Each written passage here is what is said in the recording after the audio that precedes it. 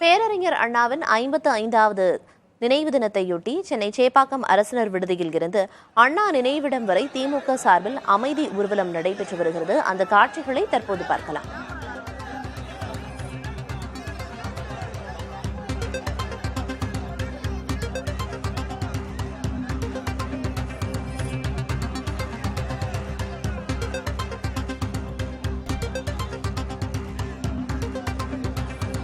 இது தொடர்பான கூடுதல் விவரங்களை வழங்குவதற்காக செய்தியாளர் சுரேஷ்குமார் இணைப்பில் இருக்கிறார்.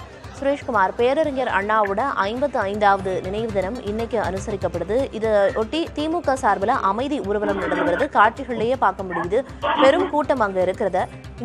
இந்த ஊர்வலத்துல யாரெல்லாம் பங்கேற்றிருக்காங்க, அது மட்டும் இல்லாம இதுக்காக போக்குவரத்துல ஏதேனும் மாற்றங்கள் செய்யப்பட்டிருக்காங்க?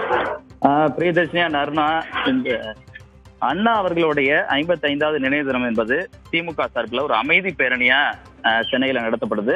இது சேப்பாக்கம் வாலாஜா சாலை பகுதியில தொடங்கி காமராஜர் சாலையில் உள்ள அண்ணா நினைவிடம் வரையில் இது செல்கிறது.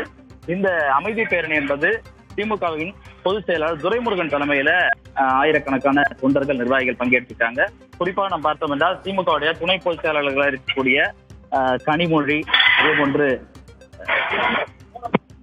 அவர்கள் ராசா உள்ளிட்ட முக்கிய தலைவர்கள், அதேபோல நேரு மற்றும் பாரதி, இளங்கோவன் உள்ளிட்ட தலைவர்கள் பங்கேற்றிருக்கிறாங்க.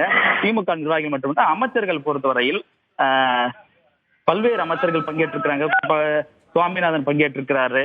அதே போன்று பெரியசாமி, MRK பன்னீர்செல்வம், மா சுப்பிரமணியன், ஏவா வேலு, செஞ்சி மஸ்தான், தங்கம் தென்னரசு, கயல்விழி செல்வராஜ், சி.வே. கணேசன், ராஜகல்ல கண்ணப்பன் உள்ளிட்ட அமைச்சர்கள் பங்கேற்றிருக்காங்க. அதே போல சட்டப்பேரவை துணை சபாநாயகர் கு. பிச்சாண்டி அவர்களும், நாடாளுமன்ற உறுப்பினர் தயாநிதி மாறன், இதே போன்று பாடநூல் நிறுவனத்துடைய தலைவராக இருக்கக்கூடிய திண்டுக்கல் லியோனி, மகளிர் ஆணையத்துடைய தலைவராக இருக்கக்கூடிய விஜயகுமாரி, சட்டமன்ற உறுப்பினர்கள் கோவி செழியன், பரந்தாமன், அரவிந்த் ரமேஷ், தாயகம் கவி, எழிலன் உள்ளிட்டோரும், திமுக நிர்வாகிகள் ஏராளமானவரும் பங்கேற்றிருக்கிறாங்க.